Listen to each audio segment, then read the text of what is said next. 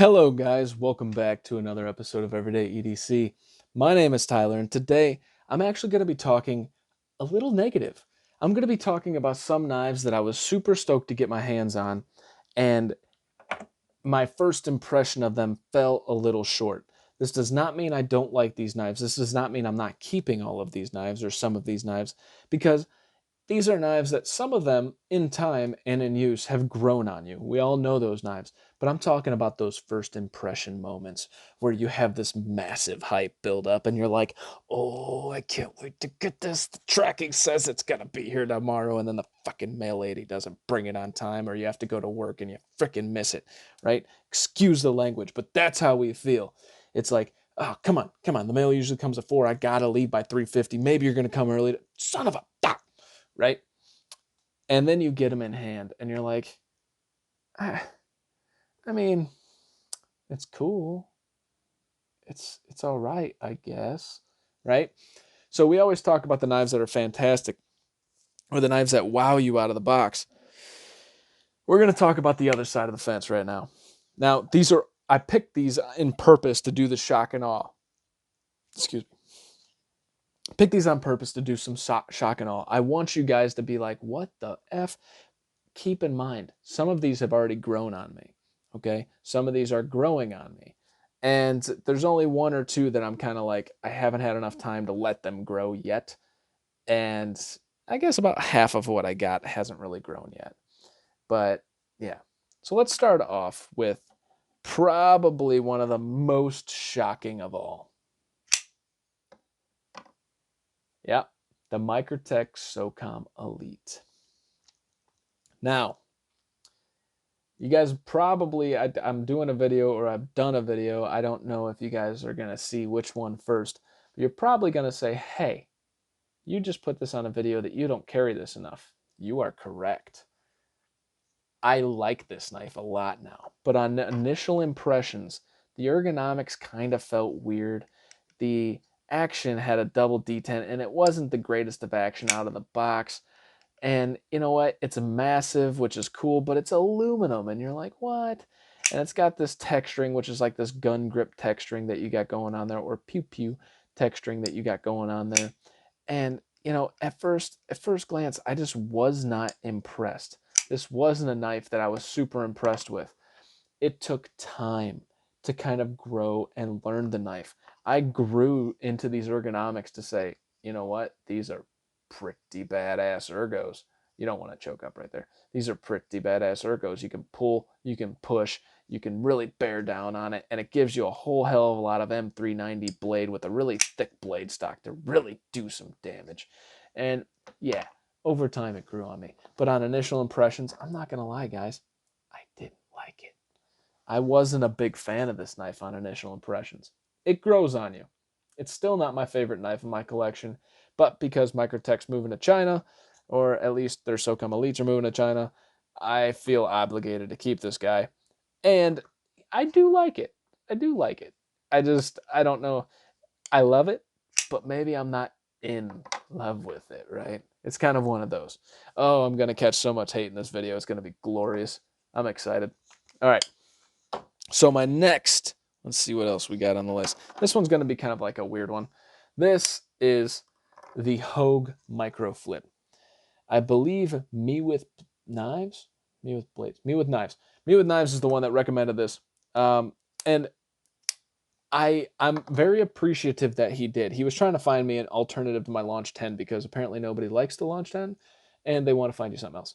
But he made a very good suggestion to say, hey, try this out. The reason I say it was very good is because in this knife, I can thoroughly appreciate Hogue's build quality. And to be honest, never felt a Hogue. Since then, I currently own 4.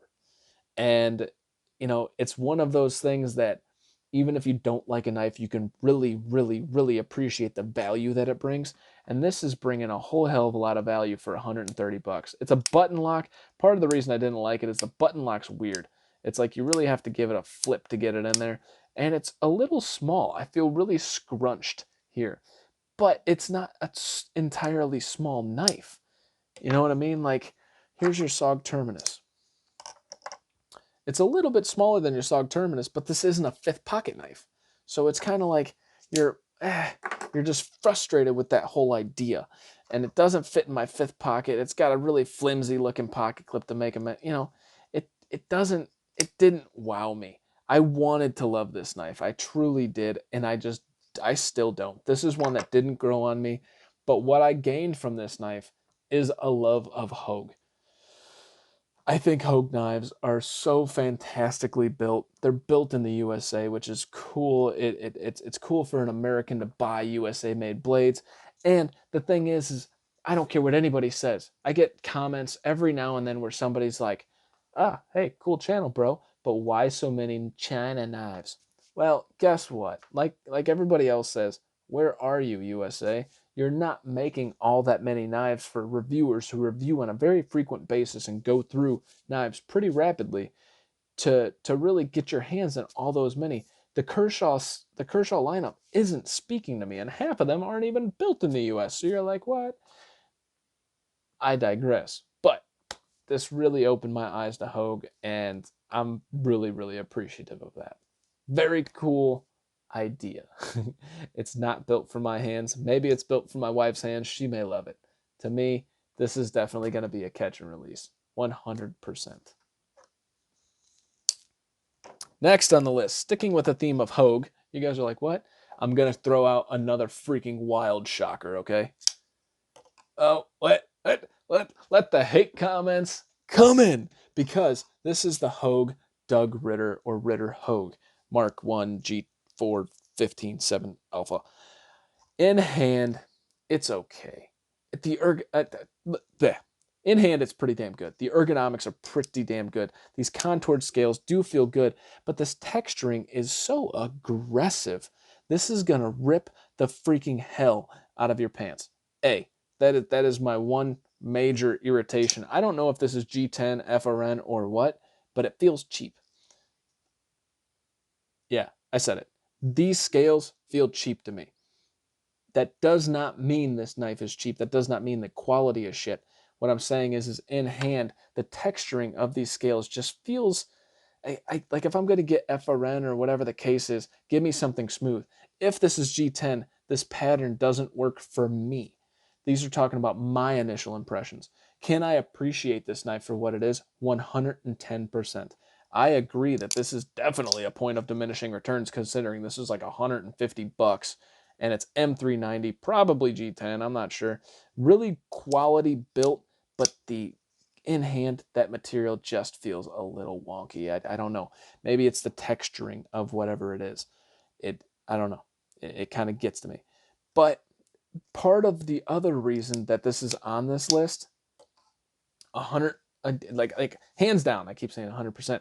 Part of the reason this makes my disappointing first impressions list is that you hear so many good things about Hogue. And I just got done talking about how I love their designs. I love their build quality.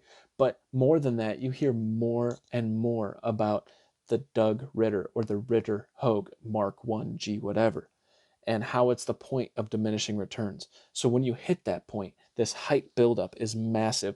I was reviewing knives for over a year before I even got a chance to hold this. And I finally pulled the trigger. I'm like, dude, you got to do it. Everybody talks about it as like the benchmark. You have to freaking get this. And I got it after all that hype, and it just kind of, I don't ever see myself choosing to carry this over this. The Hogue Sig K320 is so good that I just, and for the price, I mean, Jesus, you're getting S30B for 120. But I'm going to be doing a comparison video of these two, and I want to get to know the Ritter Hogue a little bit more before I do that. But I can tell you already, this Sig K320 is so sick, and it's a shame that I had it in my hands before this Ritter Hogue got in my hands, because it has totally distorted my version of it. These are two very comparable knives, and I feel like the K320 does it better. Now, this is not perfect, but I'm finding that I really do love knives, and I don't care about some of the imperfections. Like this little bump right there. Totally off topic. I believe that is the finger guard. I believe that is to complete out the finger choil so you don't slide up. which is why it exists, but it looks stupid and it's going to cause a lot of problems in sharpening. And I still love this knife. All right, just proving a point. Anyways, the Ritter Hogue makes the list for a disappointment when it comes to first impressions. Sorry, it is what it is. I like it, I appreciate it, but it's not for me. And no, I am not denying that this isn't the point of diminishing returns. That is not me denying that. Don't change my words. You can chastise me for not appreciating this enough or whatever. Understand that the hype was built up before this knife got into my hands, and I felt so many things that when this got in my hands, it just didn't wow me. Okay? So don't distort the words. If you're going to call a spade, whatever. That total failed right there. All right. So next, we have the Kaiser Roach. Okay, so obviously this is a knife that Neves Knives has really, clearly he's like the main channel that I watch, short of, you know, Jake from Ohio State, go check him out, short from Corey over there at the Practical Blade, go check him out, and short of Joe's Multi-Tool and EDC. Those guys I watch religiously. They just don't put out content as frequently as Neves Knives, so Neves Knives is my other go-to. Now, he was talking about the Roach for a long time, and it was the micarta version, and I'm like, dude, I'm going to get the titanium version. If this dude loves this knife so much, I think I'm going to love it. It's really good. It is a pocket tank. The ergonomics are really good in the choke-up position. I'm not used to these like super tight ergos right here. This really forces your hand in a position back here. And I think due to that and me not being able to figure out the ergonomics yet, as far as ergonomics for me with this knife, I was just kind of like disenchanted with it. I was like, I don't get it. Like I know I can, you know, I know I can figure this out. It almost feels better like this. I know I can figure this out, but I haven't. The action is really good.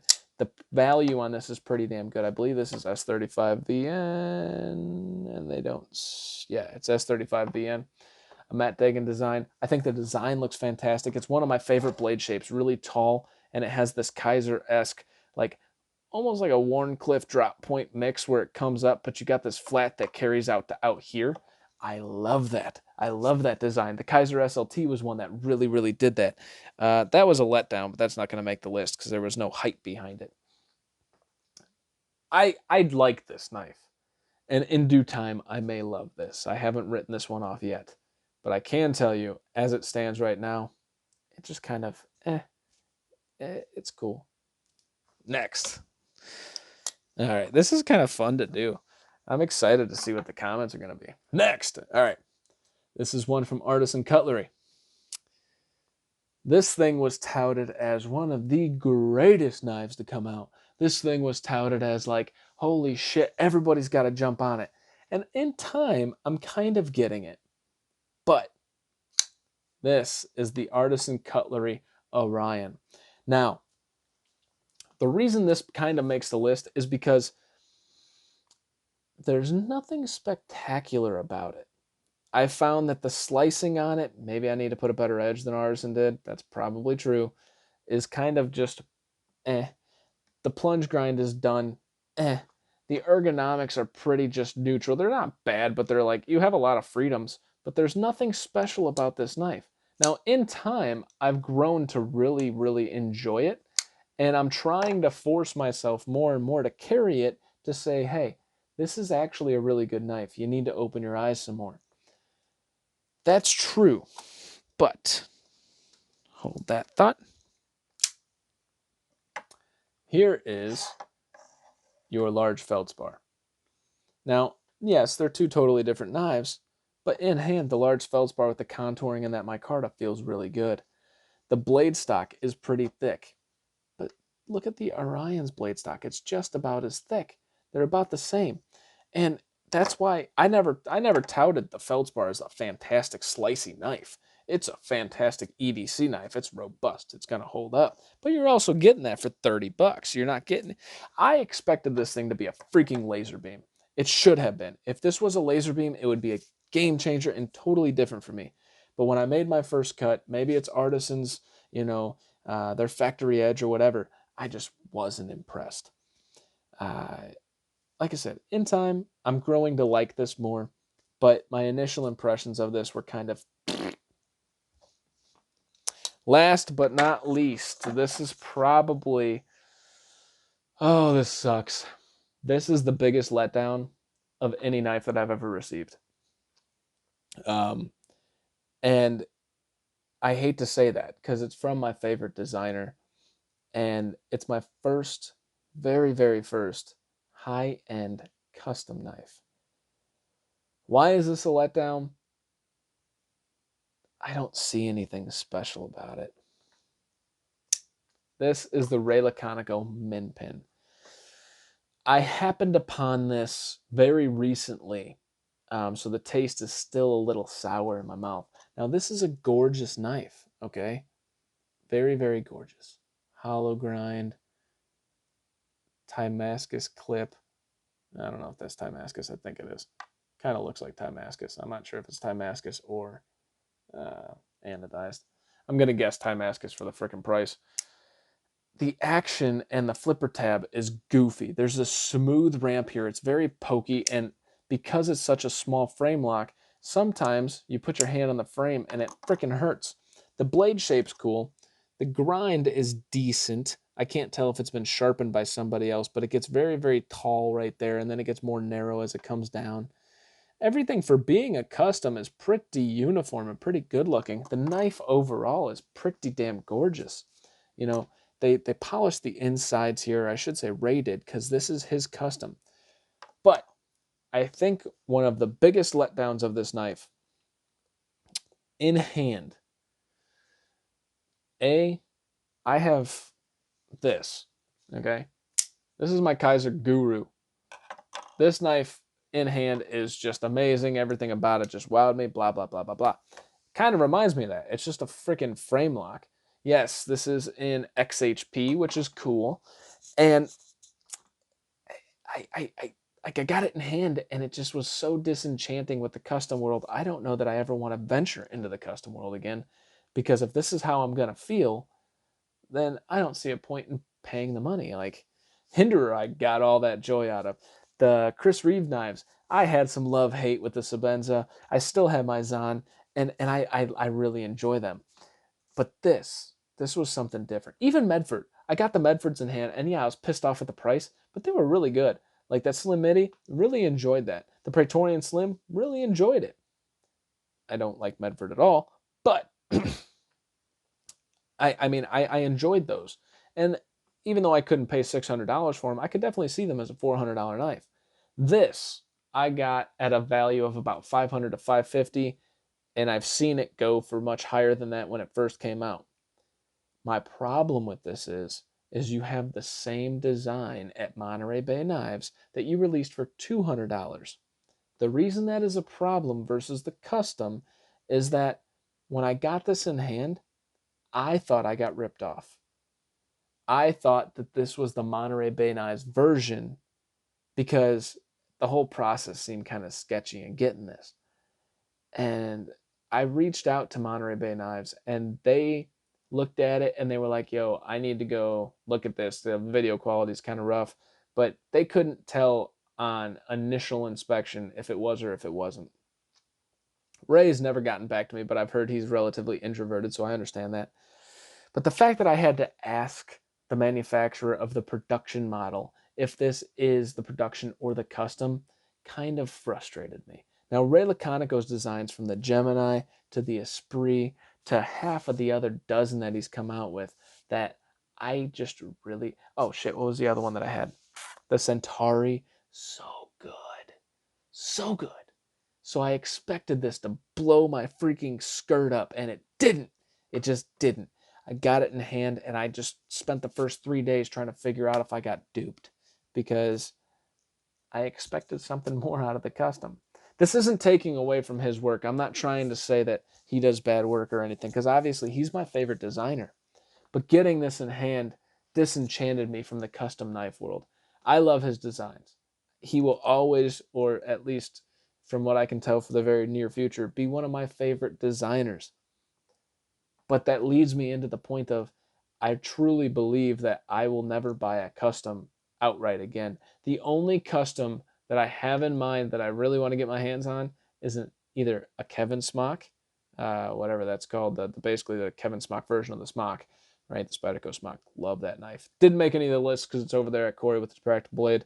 He's doing it, but it would have made a lot of these lists. Not this list, but or the 8015. I'm obsessed with the 8015. I think it's a fantastic knife. I love the uniqueness of it, and I want to get those. But now after feeling this, I'm like, am I going to be happy enough with the custom of that version for the price? You know what I mean? Like, it's that balance and that trade-off that I don't know. Anyways, this is a fantastic knife. There's nothing wrong with it. Maybe it's just the design and I got a bad design. Like the min pin I didn't hear too much about until until I started researching it really. So maybe I just got the wrong design. But yeah, that's where we stand. So what I'm going to do is I'm going to zoom out like I have been in these videos. I'm going to show you the models that disenchanted me when I first opened up. Now some of these models have grown on me, as I've said. Some of them have yet to grow on me. But that's the fun part about this knife game. If it all made you happy, it would be boring as shit. Now, am I saying that any of these designs are bad? Absolutely not. As you can see, most of these things on here are fantastic freaking knives. This is just me with my first impressions and how I felt about the knife when I first got it in hand. I just wasn't impressed. Over time, this has grown on me. Over time, this one's grown on me. And I have a feeling that the Hogue Ritter, or the Doug, whatever, the Ritter Hogue, I have a feeling it'll grow on me, but that texturing just... That's all I got for you guys today. My name is Tyler. This has been Everyday EDC. Hope you guys enjoyed this. This was 5 knives that I was pretty damn disenchanted with upon my first impression. You guys stay sharp, stay safe, and have a great freaking rest of your day. Thanks for watching, guys. Hey guys, thank you so much for watching. It genuinely means a lot. If you liked what you saw, please subscribe, hit the thumbs up, leave a comment. If you didn't like it, give me some feedback in the comments below and hit the thumbs down button. In case you guys don't know, I do have a Patreon, which will be listed right here. In that Patreon, we're giving bi-monthly giveaways to just the Patreons based on the number of Patreons that we have in the Patreon. We will also be giving discounts on all the knives that I sell based on the number of patrons. My name is Tyler. This is Everyday EDC. You guys stay sharp, stay safe, and have a great day.